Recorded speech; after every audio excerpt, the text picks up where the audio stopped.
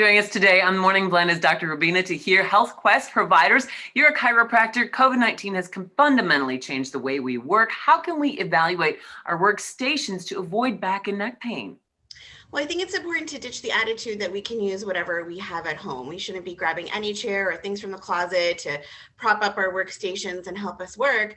I think we need to think about our posture and what chair in the house promotes back and down in our shoulders and will keep us relaxed. And so then you want to use that chair the most. Then look at a 30-minute interval. During that time, 20 minutes of sitting, 8 minutes of standing, and 2 minutes of walking around. So talk about bodywork and how it's important, why it's important to protect our spines.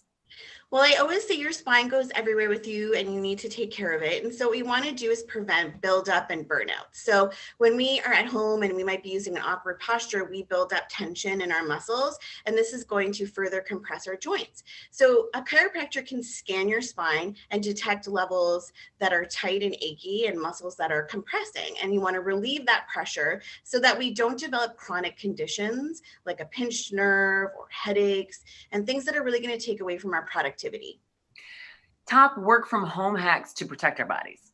Right. So one, stay hydrated, drink a lot of water, keep a water bottle at your desk. When you finish drinking it, fill it back up, throw it in the freezer, let it freeze, take it out, use it as an ice roller on areas of your body that you feel achy. And it's really even good if you're sitting to use on your feet.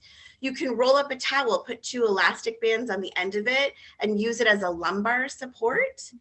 And my best hack is get away from your workstation and go spend 2 minutes in silence somewhere. If you have a walk-in closet, great. Go in your walk-in closet, turn off the lights. But what you need to do is change that stimulus, and you have to get creative when you're at home to find those calm places. So many times I find myself like locked up on a screen going, oh my God, this feels terrible. I got to get away from it for a minute. Should we switch to a standing desk?